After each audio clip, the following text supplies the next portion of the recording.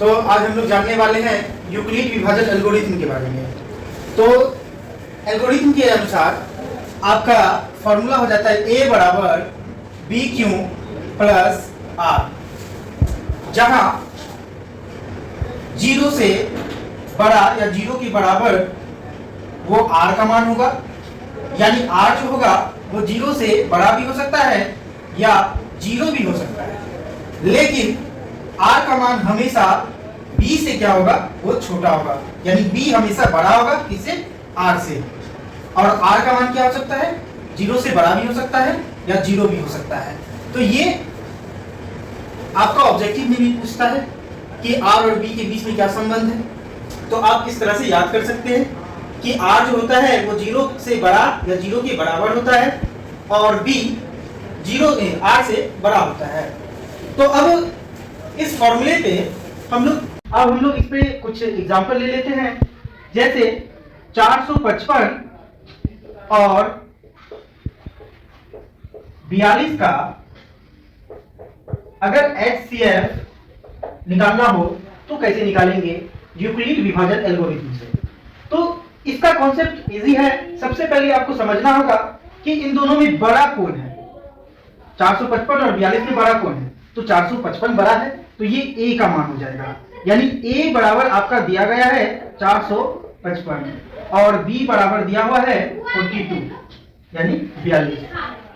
अब हमारे पास a है और b है, तो एल्गोरिथम का प्रयोग करके हम लोगों को HCF निकालना है। तो देखिए कैसे निकाला जाता है। तो जो a होता है इस फॉर्मूला के अनुसार उसी तरह से बैठाना होगा। तो सबसे पहले आप फॉर्मूला लिख दीजिए, तो a बराबर बी क्यू।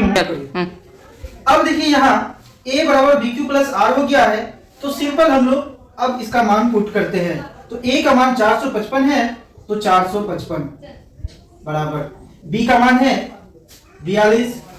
अब देखिए q की जगह पे क्या ले, या 455 आ जाए या इससे कम। तो अगर 42 में 10 से गुणा करे तो 420 आ जाएगा और 11 से करे तो 455 से ज्यादा आ जाएगा। तो इसीलिए हम लोग इसको 10 से गुणा करेंगे तो 420 आ जाएगा। अब देखिए 455 में 420 घट जाएगा तो क्या बचेगा, तो बचा इधर 5 और इधर 5 में से 2 किया तो बचा 3, यानी 35 बच जाएगा। फिर आपको देखना है ये 42 और 35 में बड़ा कौन है। तो इसमें जो बड़ा होगा वो a का मान हो जाता है, तो 42 बड़ा है, ये a की जगह पे लिख देंगे बड़ा। 35 छोटा है तो वो b की जगह पे लिख देंगे। अब 35 के टेबल में तो 42 आता नहीं है, तो एक बार पढ़ेंगे, 2 बार पढ़ेंगे तो 70 हो जाएगा, इससे ज्यादा हो जाएगा, इसीलिए एक बार पढ़ना पड़ेगा। अब देखिए जो इधर होता है वो r का मान होता है। अब 42 में से 35 गया तो बचा कितना, 7। ठीक है।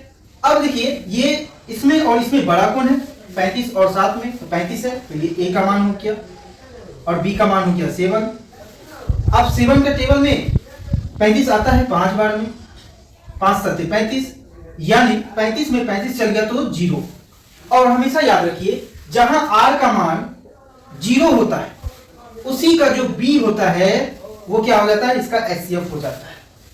तो अब हम लोग लिख सकते हैं कि 455 और 42 का HCF बराबर कितना आया, b की जगह पे कितना है, 7। ये आपका राइट आंसर। तो इसी तरह से आप लोग अगले सवाल भी बनाइए। मैं कुछ सवाल दे देता हूं होमवर्क में। तो ये आज आपका होमवर्क रहा। 135 और 225 का HCF निकाल करके आना है आपको, और इसका सॉल्यूशन मैं बता दूंगा। ठीक है।